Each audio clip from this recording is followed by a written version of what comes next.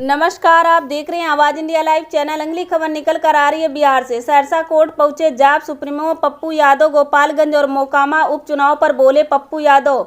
पूरा मामला सहरसा व्यवहार न्यायालय में आज मंगलवार को आचार संहिता मामले उल्लंघन मामले को लेकर पूर्व सांसद व्यवहार न्यायालय पहुंचे। व्यवहार न्यायालय परिसर में उनके पार्टी में पहुंचे। व्यवहार न्यायालय परिसर में उनके पार्टी के कार्यकर्ता मौजूद थे। पेशी के बाद पूर्व सांसद पप्पू यादव ने कहा कि गोपालगंज और मोकामा उपचुनाव बिहार का ये चुनाव ना तो नरेंद्र मोदी पर हो रहा है और न ही नीतीश कुमार लालू पर। बिहार का चुनाव 56 और 47 का चुनाव हो रहा है। रोपियोगा बबूर तथा खाएगा खजूर। उन्होंने इस दौरान कहावत भी कही कि कापर करूं श्रृंगार पिया मोरा आनर, जो रोग भाई सो वेद फरमाए, जैसन पब्लिक वैसन ना। 56 और 47 के बीच में वोट होगी। हैवान में सब नंगे और हर डाल पर उल्लू बैठेगा। गुलिस्ता क्या होगा वही। उन्होंने आचार संहिता मामले को लेकर भी कहा कि यह वेंडेटा है। यह सत्ता पक्ष के द्वारा ऐसा कानून है जिसके पास कोई अस्त्र नहीं बचता है, तो आचार संहिता स्ट्रगल के लिए डिस्टर्ब के लिए ये कानून लाया जाता है। आचार संहिता एक हरासमेंट के हैं। आंदोलन डेमोक्रेसी का राइट है। यदि आप आवाज़ नहीं देंगे तो जनता खत्म हो जाएगी और लोकतंत्र भी खत्म हो जाएगा और सरकार बर्बाद हो जाएगी, अन्याय बढ़ जाएगा। और आवाज़ को रोकने के लिए आप 354 जैसी धारा है, ये विपक्षियों को कुचलने के लिए, संघर्ष को कुचलने के लिए और विपक्ष के फ्रीडम को कुचलने के लिए। देखिए खास रिपोर्ट विकास कुमार के साथ। हुआ न्यायालय तो क्या कुछ तो बार बार कहते हैं ऊपर खींचे ना, ये जो आचार संहिता, ये वेंडेटा, ये सत्ता पक्ष के द्वारा एक ऐसा कानून जिसके पास कोई अस्त्र नहीं बचता है, तो आचार संहिता स्ट्रगल के लिए, डिस्टर्बिंग चीज़ों के लिए ऐसे कानून को लाए जाते हैं। आचार संहिता एक हरासमेंट है। दूसरी चीज़, मैं कई बार कहता हूं कि आंदोलन डेमोक्रेसी का राइट है। यदि आप आवाज़ नहीं देंगे तो फिर जनता खत्म हो जाएगी और लोकतंत्र भी मिट जाएगा और सरकार बर्बाद हो जाएगी, अन्याय बढ़ जाएगा।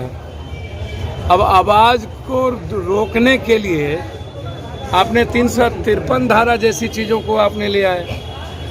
तो ये जो 353 धारा है, यह भी कंप्लीट विपक्षियों के आवाज़ को कुचलने के लिए, संघर्ष को कुचलने के लिए।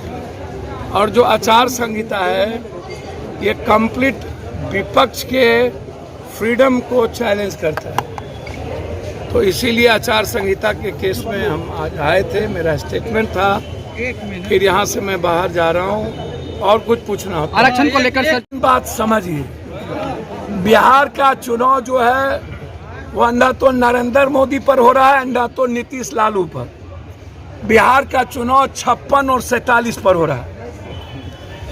रोपिएगा बबूल खाइएगा खजूर, कापर करूं सिंगार पिया मोरानहर, जो रोग भाए सो वेद फरमाए, जैसन पब्लिक वैसन नाच।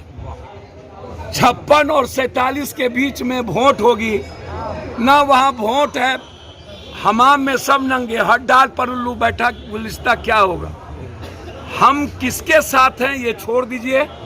हम चाहते हैं कि नफरत डर का जो पार्टी है, जो समाज को नफरत पैदा करती है, जो समाज में महंगाई पर, रोजगार पर, समाज के डॉलर पे, भारत जो आज सबसे बुरी इस दौर में है, बांग्लादेश, श्रीलंका और पाकिस्तान से भी ज़्यादा आत्महत्या करने पर पुअर पीपुल मजबूर है और गरीबी नाइजीरिया से ज़्यादा हैं। हम सही विषय पर इस कंट्री में बात नहीं करते हैं। सिर्फ जाति और हिंदू मुसलमान के अलावा दूसरी बात नहीं होती है। मैं चाहता हूं कि जो डर पूरे कंट्री में है और लगातार हमारी इकोनॉमी कोलैप्स कर रही है और यूथ बेरोजगारी के कारण आत्महत्या करने पर मजबूर हो रहे हैं और गरीब आदमी के पास काम नहीं है, जिसके आत्महत्या बढ़ी है। ऐसी पार्टी जिसका आधार ही सिर्फ जाति और हिंदू मुसलमान हो, मैं समझता हूं 56-47 तो पब्लिक समझे। पप्पू यादव का काम है इंसान और इंसानियत। मेरी इच्छा है कि किसी भी परिस्थिति में 9 साल की जो डरावनी और आतंकी सरकार है वह सरकार चुनाव ना जीते। इसको ऐसे समझिए, जब से आरक्षण लागू हुआ 27% आरक्षण ओबीसी अत्यंत पिछड़ा एसटी एससी के सवाल पर, तब से लेकर के अभी तक केंद्र सरकार ने और कोई सरकार ने इसकी समीक्षा नहीं की। सही माने में ओबीसी को कितना आरक्षण का फायदा पहुंचा, सही माने में अत्यंत पिछड़ा को और दलित एसटी एससी को फायदा कितना पहुंचा। आप लगातार आरक्षण के जब लागू हुई उसके बाद क्रीमी लेयर से लेके कई तरह के बीच में ऑब्स्टेकल पैदा किए, जैसे क्रीमी लेयर जैसी चीज़ों को लाए जिसमें बहुत विवाद हुआ, फिर प्रमोशन, फिर कई ऐसी चीज़ें, और 27% में ही ऊंची जात के गरीब को भी आपने 10% आरक्षण दिया। मैं समझता हूं कि आप 15% आरक्षण ऊंची जात के गरीब को दीजिए, लेकिन जो अत्यंत पिछड़ा एसटी एससी का जो राइट है, ओबीसी का जो राइट है लगभग 65 और 85 के बीच, क्या सरकार ने कभी समीक्षा या मूल्यांकन किया कि सही माने में जनरल कोटा ही आज तक बेनिफिटेड रहे और अत्यंत पिछड़ा और एसटी एससी अभी तक कोई बेनिफिटेड नहीं रहा? आपने अभी तक समीक्षा क्यों नहीं की? और हम इसका मांग करते हैं कि समीक्षा हो, अत्यंत पिछड़ा एसटी एससी के आरक्षण को कम से कम 65 से 85% कोटा बढ़ाया जाए। ऊंची जात के गरीब को आरक्षण मिला, इसका पूरा का पूरा हम सम्मान करते हैं और आप दें, मुझे कोई दिक्कत नहीं। लेकिन सही माने में जब आप देखिएगा एजुकेशन से लेके किसी भी चीज़ों में, तो वहाँ पर जनरल कोटा के लिए ही सीट बच जाती है। अत्यंत पिछड़ा एसटी एससी का सीट 65-70% वैकेट रह जाता है और फिर बाद में जनरल कोटा से उस सीट को फुलफिल करना पड़ता है।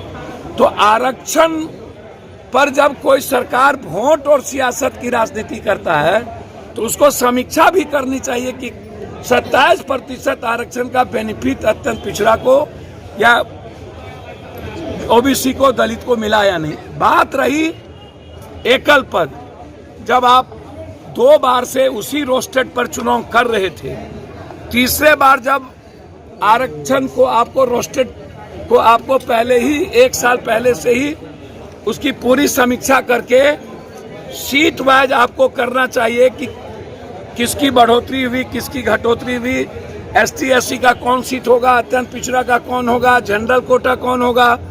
सरकार यहाँ गलती की है कि 1 साल से सरकार को इस चुनाव के पहले यह समीक्षा करके कि सही माने में कि तीसरे बार जब हम किसी चुनावी प्रक्रिया में जाएंगे और आरक्षित सीटों के आधार पर हमको चुनाव में जाना है, तो आपको रोस्टेड के आधार का चयन प्रक्रिया को पहले से करनी चाहिए। कोर्ट में जो लोग गए वह ओबीसी और अत्यंत पिछड़ा ही गए, तो कोर्ट ने कहा कि आपने जो आरक्षित किया है सीट वो रोस्टेड गलत है। अब आप एक कमेटी बनाइए। अब जब कमेटी गवर्नमेंट बनाएगी, कमेटी बनाने के बाद फिर से समीक्षा पूरे बिहार के हर क्षेत्र का होगा, तो कोई भी चुनाव नहीं होगा, ना एसटी एससी का ना अन्य चुनाव, क्योंकि जब पूरे सीट का मूल्यांकन होगा तो आप अन्य चुनाव नहीं कर सकते हैं। और अब दोबारा नॉमिनेशन होगा, कौन से सीट आरक्षित होंगे, कौन सा जनरल होगा, ये अब कमेटी के बाद तय होगी। तो 6 महीने से साल भर के अंदर चुनाव का कोई मतलब अब नहीं है। 20-20, 2-2 करोड़ रुपया पैसे की बर्बादी हुई, गवर्नमेंट की पैसे की बर्बादी हुई, और अब हरासमेंट भी उतना ही हुआ। तो ये मैं मानता हूं इसको कि हमारी जो गवर्नमेंट की पॉलिसी थी उसमें कहीं ना कहीं भूल हुई है, चूक हुई है। अब उसको बेहतर तरीके से सुधार कर अत्यंत पिछड़ा जो आरक्षित सीट है, जो अधिक जिस पर हमला है, जो केंद्र सरकार नहीं चाहती है कि राजनीतिक और आर्थिक रूप से अत्यंत पिछड़ा दलित एसटी एससी को मौका मिले, और यह आज से नहीं, जब से 27% आरक्षण मिला है तब से उसका कोई समीक्षा नहीं हुई। हम चाहते हैं कि अत्यंत पिछड़े के राइट्स को कोई छीन न सके, एसटी एससी के राइट को कोई छीन न सके।